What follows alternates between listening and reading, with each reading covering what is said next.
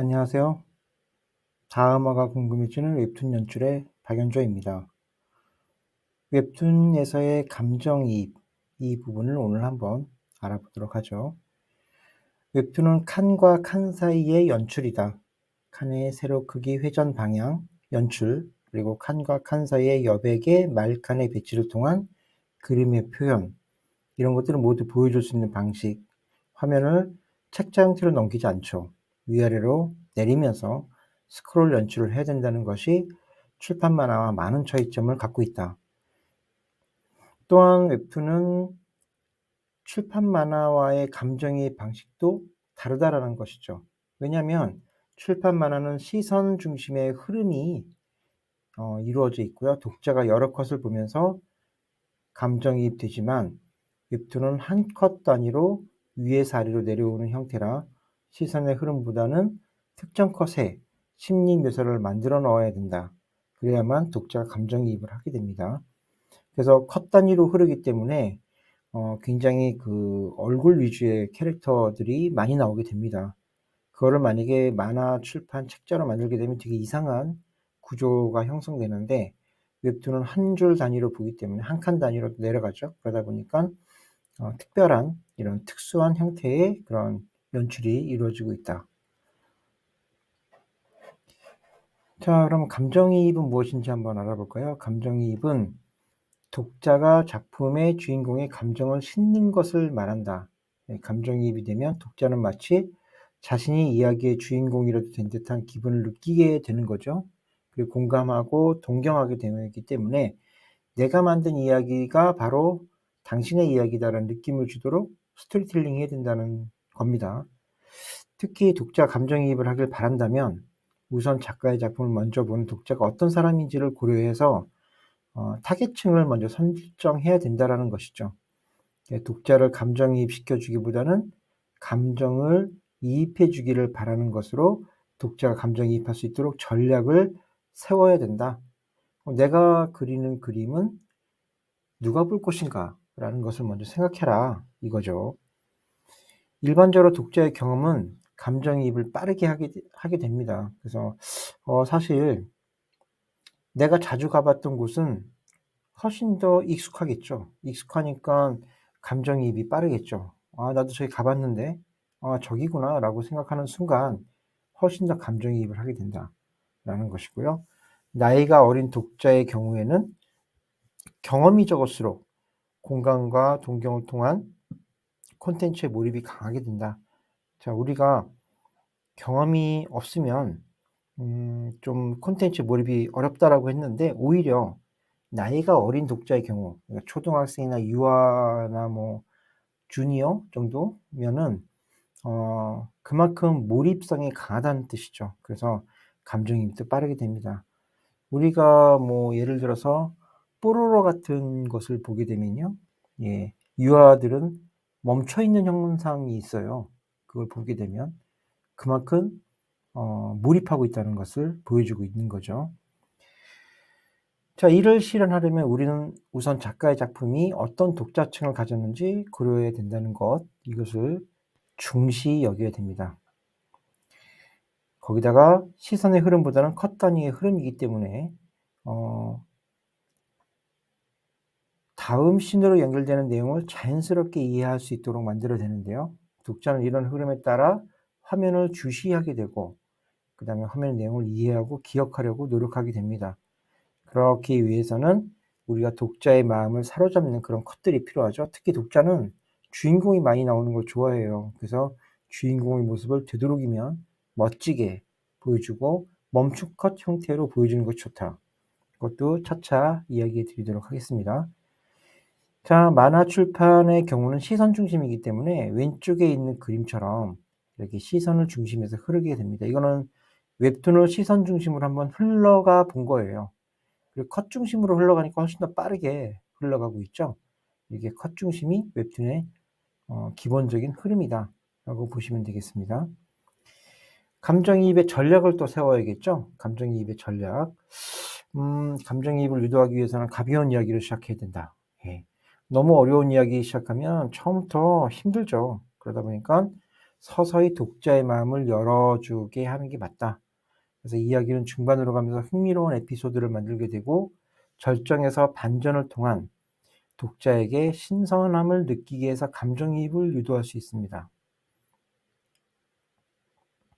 자연스럽게 스며들게 만드는 게 되게 중요하다. 그래서 이야기 중반의 흐름이 되게 중요하고요. 주인공에 대한 일반적인 정보를 익숙하게 만들어야 된다.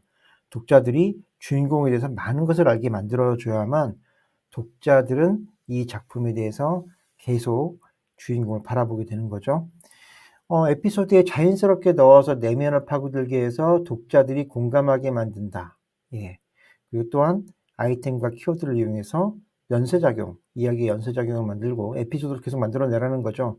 작가의 기호, 미의식, 세계관을 독자와 공유하게 되고 동경하고 좋아하게 만들어준다. 예, 독자의 감정이입을 유도하는 방식인데요. 이것을 구체적으로 한번 풀어보면요. 스토리 초반과 스토리 중반이 있는데 스토리 초반에는 캐릭터의 대화나 나레이션을 통해서 공감대를 일으켜야 됩니다. 예, 주인공이 누군지 모르니까 독자는 그거를 알아야겠죠. 그렇기 때문에 그걸 좀 더 독자한테 쉽게 가져가 줄 수 있도록 다가갈 수 있도록 만들어야 되는데 그것은 세계관이나 상징을 통해서 캐릭터를 소개하게 되고요. 누구나 경험할 만한 소재를 가지고 관심을 끈다. 우리가 어 너무나 먼 이야기를 하기보다는 아주 가까운 현실적인 이야기를 쓰는 게 좋죠. 그다음에 캐릭터의 독백으로 독자의 공감을 얻게 되고요. 에피소드에 진입할 때 가벼운 개그로 웃음을 만들어내는 장면이 있으면 독자는 마음을 열게 되고 가벼워야 돼요. 일단 처음에는 마음 편한 공간, 학교, 직장, 집, 뭐 교통수단 이런 데서도 독자를 한숨 돌리게 해줄 수 있고 암시, 특히 처음에는 암시가 많이 나오겠죠. 복선은 사실 처음부터 나오긴 하는데 이게 복선인지 아닌지는 이야기를 이끌다 보면은 생각이 나게 되기 때문에 중반 이후에 계획해도 됩니다.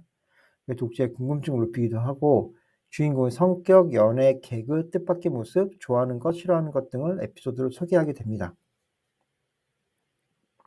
주인공의 모든 것을 보여줘야 돼요. 그래야 독자들이 좋아합니다.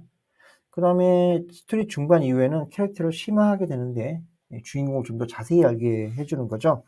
그래서 캐릭터의 행동과 대사, 또 반전을 만들어주는 게 중요하다. 중반에 흥미로운 에피소드로 절정에서 깜짝 놀랄 반전을 준다. 충격적인 장면으로 독자의 흥미를 높인다. 이런 것들이 있습니다.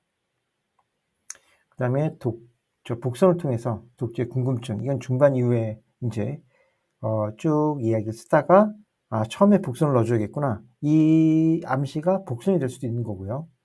그 다음에 주인공을 위험에 빠뜨려서 장애물을 만드는 거죠. 그러니까 독자를 애태우게 된다. 결국은 주인공은 각성을 해야 된다. 스스로 각성해야 된다는 것이 이제 결론인데 그 전에는 계속 장애물을 만들어서 힘들게 만들어줘야 되겠죠.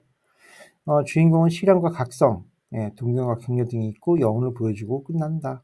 예, 이런 것들이 있습니다. 그 다음에 감정이입을 위한 감정선 만들기.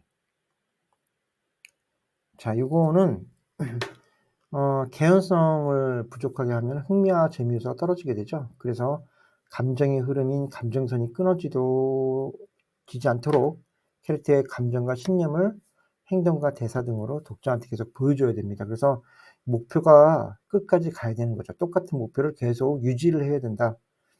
그다음에 감정의 변화가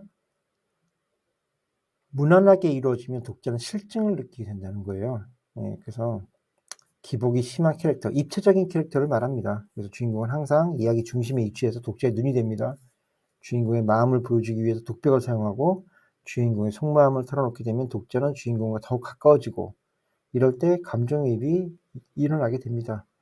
그래서 여러분들이 보는 작품의 대부분 1화에서는 독백이나 나레이션이 많은 이유는 세계관도 설명하지만 주인공과 독자가 1대1로 교감하는 커뮤니케이션, 소통 창구를 먼저 넣어주고 독자들을 끌어들이는 겁니다. 자, 예시에는 뭐 독백으로 감정 묘사한다든지 나레이션으로 감정 묘사하는 것이 있고요. 그 다음에 뭐 행동과 대사 중요하겠죠. 그 다음에 특이한 캐릭터를 배치해서 주인공의 성격 정보에 대한 에피소드를 구축하도록 하고 이것은 뭐 특이한 캐릭터라는 것은 이제 조력자, 뭐 친구, 주변인들의 캐릭터를 배치해서 주인공이 그런 캐릭터들을 통해서 성격과 정보 등의 부분을 보여준다. 이를 통해서 독자가 공감대를 형성하고 무의식 중에 독자가 응원하도록 주인공을 성장시키고 재미를 만들어야 됩니다. 감정선은 직접 경험한 것을 바탕으로 실감나게 묘사하는 것이 좋은데요. 다른 사람이 안 해봤던 것을 내가 해본다면 훨씬 더 감정선이 살아나겠죠. 그리고 자연스러운 흐름으로 신중하게 묘사하는 것도 필요하고, 독백이나 나레이션으로 감정선을 묘사하면 주인공이나 중심인물이 독자와 1대1로 소통하는 상태라서 독자의 감정이입이 쉽게 이루어집니다.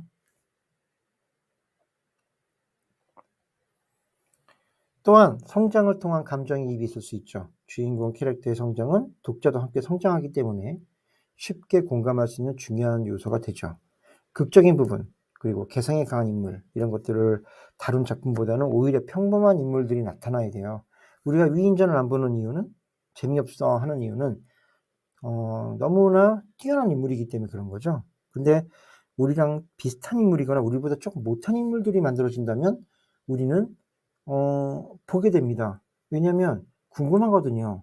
과연 저렇게 살 것인가? 계속 저렇게 갈 것인가? 이런 것들이 궁금해집니다. 그래서 결국은 보다 보니까 나보다 못했는데 계속 이야기를 전진하다 보니까 어때요? 나보다 잘하네? 와, 잘했네. 라고 공감하고 동경하게 되는 거죠. 작품의 독자는 자신의 환경이나 상황 등과 비슷하기 때문에 쉽게 감정이입을 할 수 있다는 것이고요. 여러분이 만약에 학생이다 그러면 학생 이야기를 만드는 게 훨씬 더 낫겠죠. 그래야 훨씬 더 내용을 감정이입하는 데 효과적일 겁니다. 결과적으로 인물에게 극적인 성장 과정이 없고 흔한 성장 과정의 이야기만 있어도 변화의 과정을 만든다면 독자는 감정이입을 한다. 그래서 공감대와 동경을 일으켜라, 이겁니다. 결국 이러한 것은 성장의 계기가 되는 부분을 발견하고 깨달음을 주면 된다는 것을 의미하게 됩니다. 그 다음에 독자가 몰입하는 장면의 묘사를 한번 볼까요? 독자가 몰입하는 장면을 묘사하려면 이해하기 쉬운 그림이어야 됩니다. 난해한 그림일수록 어려워지니까요. 예, 그런 것들은 안 하는 게 좋다. 대사가 없어도 시간의 흐름, 시선의 흐름으로 칸을 구성해야 된다. 그래서 감정의 변화를 신중하게 묘사하고, 여기엔 이제 클로즈업, 가까이 찍는 거, 더 가까이, 빅클로즈업, 그리고 눈만 보이거나 입만 보이는 익스트림 클로즈업 등으로 칸을 만들게 되면 캐릭터의 내면적 심리 묘사를 하게 되는 것이죠. 우리가 모든 작품은 심리 묘사를 기반으로 하고 있습니다. 그래서 심리 묘사 계속 보여주는 것도 피곤해요. 그래서 이런 부분들은 꼭 심리 묘사가 요하는 부분, 필요한 부분을 만들어야 된다는 거죠. 그래야만 리듬감이 생기고 거기에 따른 템포가 발생하게 된다. 그래서 심리 묘사를 통해서 독자가 자신을 주인공과 동일하게 느끼는 감정이입을 유도해야 된다. 예. 공감대 형성한다는 게 바로 이런 뜻이죠. 예, 이런 것들을 보시면 되겠고요.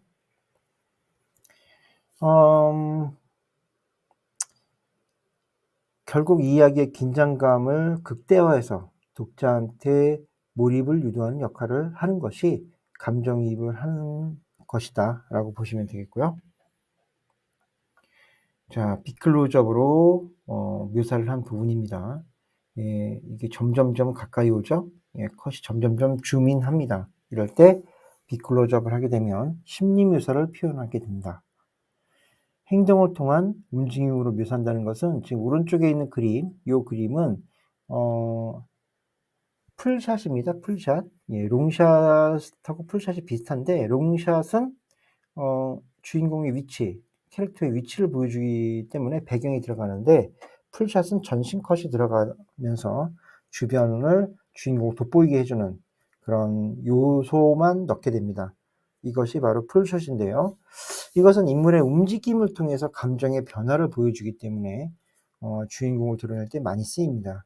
그리고 적대자라든지 특히 중요한 인물이 등장할 때 풀샷을 많이 쓰는데, 예전에는 풀샷을 쓰지 않았어요, 거의. 근데 지금은 세로 지면의 제한이 사라지니까 풀숏을 많이 쓰게 됩니다. 왜냐하면 핸드폰 길이가 길잖아요. 길기 때문에 한 번에 탁 들어오는 그런 컷이 필요했던 거죠. 자, 인물의 전신컷만 나오는 경우는 움직임의 특징을 알 수 있도록 묘사합니다. 그리고 독자에게는 인물의 모습을 모두 파악할 수 있는 정보를 제공해 주기도 하고요. 특히 배경이 나오지 않으면서 인물을 부각시키기 때문에 약간의 멈추는 리듬감을 만들어서 템포 조절을 할 수 있다라는 것이죠. 자, 이런 것들이 지금 우리한테 필요하다. 작품 제작하는데 이 부분을 생각해서 주인공을 만들어내라 라는 것이고요. 자, 그러면 감정의 묘사를 강약을 통해서, 줌인, 줌아웃을 통해서 만들 수 있다. 인물 여주인공의 니숏을 보여주는 것이 중요 컷이다. 니숏, 무릎 위까지 무릎 아래까지 보여주는 그런 컷이죠. 여기에 그 여주인공의 그 모습을 보여줬습니다. 그런데 약하게 빠집니다. 움직임을 보여주고 흐르게 됩니다. 컷이. 그 다음에 좀 더 파고드는데요. 이것은 이제 누군가를 보여주게 됩니다. 여주인공이 바라보는 시점을 중심으로 바라보게 됩니다. 그러면 지금 강약 중까지 왔죠. 중간까지 왔어요. 그런 다음에 강하게 보여주죠. 여주인공의 바라본 시선을 바라보면서 지금까지 흘러왔지만 그 다음에는 바라보는 시선으로 바로 찍어주는 거죠. 그때 여주인공이 바라보는 시점에서 다른 인물을 보여주는 중요 컷, 이것이 바로 메인 컷이다 라고 보시면 되겠습니다. 그 다음에 인서트 숏을 통해서 암시를 보여주기도 하는데요. 이건 내용을 좀 봐야지 알 수 있지만, 내용을 이제 유추해 본다면, 인서트 하게 되면요, 뭔가 에피소드를 보여줄 때 많이 쓰게 됩니다. 새로운 에피소드로 변경할 때, 환기를 한다든지 이럴 때 인서트를 하게 되는데요. 이것은 약한 컷이 됩니다. 그래서 강약, 중강약으로 만들어졌다. 그래서 이 웹툰, 특히 만화는, 그 웹툰이나 만화는 리듬감이라고 했잖아요. 템포 조절. 그래서 강한 씬이 있고요. 강한 장면이 있고 약한 장면이 있어요. 그래서 약한 컷과 강한 컷을 어떻게 만들 것이냐. 서로 들쑥날쑥하게 만들면 훨씬 더 리듬감이 있습니다. 근데 너무 들쑥날쑥하게 한다기보다는 서서히 들쑥날쑥, 또 빠르게 들쑥날쑥 이런 식으로 만들어주면요. 리듬감이 생겨버리는 거죠. 근데 어딘가가 중요한 건지를 알아내야 되기 때문에 이렇게 강한 컷일 경우에는 대사라든지 이런 것들을 없애서 멈춰지는 효과를 만들어주는 것이 좋다라는 것입니다. 자, 이어지는 칸을 통한 묘사. 이것은 좋은 장면에 인상을 주려면 다음 칸에 마음을 표현하는 이어지는 칸이 필요한데요. 이어지는 칸이라는 것은 독자들의 마음을 이입하게 됩니다. 쫙 흐르는 화면. 이것은 위의 컷과 아래 컷이 연속성으로 이어진다. 그러면 독자들은 계속 그 마음을 갖고 이동하게 되는 거죠. 컷을. 그러면은 이것이 바로 감정이입하는 데 굉장히 좋은 요소가 된다라는 것입니다. 오른쪽에 있는 그림은 연속성 있는 컷을 연결하기 위해서 효과음을 쏴 하면서 연결했어요. 그래서 독자들의 위에 있는 컷을 아래 컷까지 이어지게 해놓은 그런 모습이고요. 만약에 여기에 이제 비가 온다. 지금 화면을 보면 비가 오는 장면인데요. 이 장면을 전체 컷에다가 막 넣었어요. 그러면은 연결된 것처럼 더 잘 보이겠죠? 그래서 배경 컷이 반복 화면을 제시하고 독자에게 현재 상황을 좀 더 깊숙하게 보여주는 형태가 됩니다. 비가 계속 온다는 느낌을 받게 되는 것이죠. 매우 중요한 커뮤니티 공간을 활용한다. 자, 주인공을 중심으로 한 여러 캐릭터가 모인 커뮤니티 공간에서 스토리를 구성하고 서로의 갈등 구조를 만듭니다. 사람들이 서로 모여야 갈등이 생기니까요. 독자가 감정이입하도록 하게 만드는 건데, 예를 들어서 우리 모여있는 장면이 끝난다. 그러면은 와, 모여있으면 뭐 할까? 되게 궁금하죠? 다음 이야기를 보고 싶게 만드는 그런 요소이기도 합니다.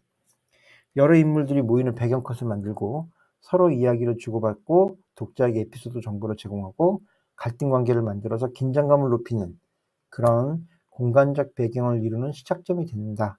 이런 것이 바로 커뮤니티 공간이다라는 것이죠. 자, 시선이 멈추는 내면의 표현. 예, 제가 말씀드린 것은 시선이 멈추려면요, 아무것도 없어야 돼요. 예, 대사나 효과음이 없으면 훨씬 더 멈추게 됩니다. 그때 확실하게 캐릭터를 각인시켜야겠죠. 정수리와 턱을 잘라내면 눈과 입 등으로 표현하고자 하는 곳으로 시선이 향하게 됩니다. 그래서 정수리를 잘라내고 턱을 잘라낸다. 그러면 굉장히 시선이 눈과 입으로 가까이 가게 되고요. 감정이입 그리고 심리 묘사를 시작하게 됩니다.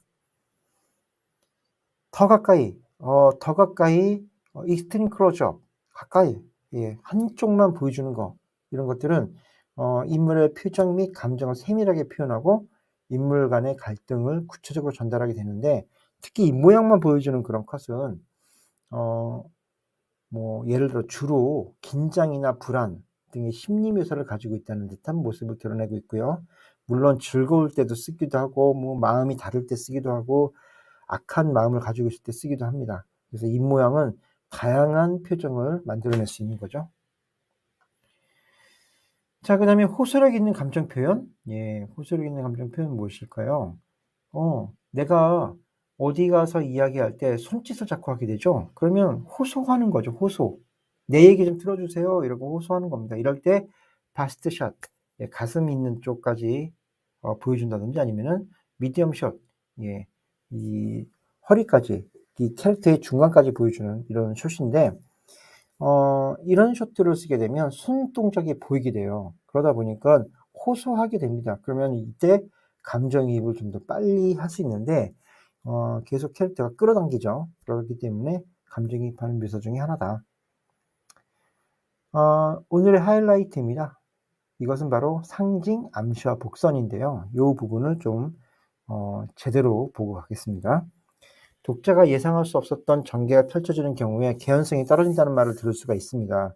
이때 상징이나 암시, 복선을 사용하는 경우에서 앞으로 일어날 사건을 암시한다. 여러분 암시한다는 얘기 많이 들어봤죠? 독자들한테 재미 요소를 만들어줄 수 있다는 뜻인데요. 처음에 상징부터 알아보면요. 상징은 조립한다, 심볼이에요. 짜맞추다의 그리스어입니다. 그래서 상징적인 의미, 이것은 이제 추상적인 사물을 구체한다는 것을 말합니다. 그래서 작가가 작품에서 독자에게 그 의도를 효과적으로 전달하기 위해서 창조된 주관적 상징, 상징물도 상징 중에 하나죠. 상징은 장면을 전환할 때 효과적이고요. 같은 구도와 연출을 자주 사용하면 독자들한테 식상함을 줄 수 있다. 예, 주의해야 됩니다. 자꾸 나타나는 게 안 좋아요. 그 다음에 암시. 자, 암시는 작가의 의도, 그럼 사건의 진행을 간접적으로 나타내는 표현 방법입니다. 그래서 직접적으로 보여주진 않고요. 간접적으로 보여준다. 이것은 느낌을 전달하는 거죠. 예, 예를 들어서 컵이 쏟아졌어. 예, 컵을 떨어뜨렸어요. 그러면 어때요? 물이 쏟아지겠죠? 그러면 어떤 암시인 것 같아요? 너무나 불길한 암시죠. 예. 그리고 갑자기 해가 딱 떴어. 그러면은 환해지고요. 그러면은 와, 뭔가 잘 될 것 같은 암시를 주게 되죠. 자, 이것은 캐릭터도 마찬가지입니다. 캐릭터가 우울해 보이면 뭐 굉장히 안 좋은 쪽을 암시하게 되고요. 밝게 웃으면 뭐 굉장히 잘 될 것 같다는 암시를 하게 됩니다. 그죠? 그다음에 복선은 좀 다르죠. 복선은 암시랑 비슷합니다. 암시의 그 일부분인데요. 앞으로 일어날 사건에 대해서 미리 독자한테 넌지시 알려줍니다. 사실 살짝 알려줘요. 뒤에 일어날 사건의 원인이 되는 사건을 말하게 됩니다. 방금 말씀드린 것처럼 물컵을 쏟아져서 그냥 뭔가 안 좋은 일이 일어나겠구나 이렇게 생각할 수 있지만, 물컵이 쏟아짐으로써 그 물이 굉장히 안 좋은 물질과 혼합해서 사람들을 피해를 줬다. 그러면은 뭐예요? 물컵 쏟아진 것은 원인이 되는 거잖아요, 지금. 예, 이런 식으로 복선을 만들 수 있는 거죠. 독자가 글을 읽으면서 그 메시지를 대강 짐작할 수 있으면 암시고, 작품을 다 보고 난 다음에 그 의미를 깨달으면 복선이고, 이런 거죠. 떡밥이라는 얘기도 좀 비슷한 얘기긴 합니다. 그래서 떡밥이 원래는 뭡니까? 물고기를 낳기 위해서 만든 미끼죠. 떡처럼 뭉친 밥 해서 떡밥이라고 해요. 그래서 작품에서는 이야기의 진행을 예고하거나 이야기에 영향을 주게 됩니다. 원인과 결과, 떡밥을 뿌리고 떡밥을 회수한다. 이런 거 많이 들어보셨죠? 자, 암시와 복선 이런 예시가 있고요. 또 하나는 이제 복선을 활용할 때 좋은 거는 이제 연상 효과. 예, 사물을 보고 누가 떠오른다면 바로 연상 효과이죠. 연상 효과는 시스템 1이라고도 합니다. 시스템 2는 뭐 계산을 해야 되는 거고 시스템 1은 바로 생각나는 거. 이걸 말하는데요. 또 하나는 이제 헤일로 효과. 헤일로 효과는 후광 효과입니다. 후광. 예. 그래서 적대자한테 많이 쓰이기도 하죠. 외모, 브랜드, 유명인, 명문대, 전문가, 권위자, 재벌, 특히 재벌 후광 많죠. 오늘은 심리 묘사, 예, 특히 감정이입을 주로 말씀드렸고요. 예, 웹툰 제작이나 특히 콘텐츠 제작, 모든 제작에는 심리 묘사 위주의 작품들이 많고 심리 묘사가 없으면 갈등 구조가 없기 때문에 또 재미 요소도 없습니다. 그래서 오늘 좀 더 자세히 말씀드리게 되었고요. 다음 시간에는 등장인물의 방향성과 관계성에 대해서 좀 더 알아보도록 하고요. 우리가 캐릭터나 등장인물 등이 굉장히 중요합니다. 이 작품에서 이런 중요한 부분을 좀 많이 다뤄보는 것이 그 작품 제작에 있어서 좀 더 좋은 방법인 것 같아서 3강의 통해서 3강을 통해서 자세히 설명드리고자 합니다. 자, 오늘은 여기까지 하고 마치도록 하겠습니다. 수고하셨습니다.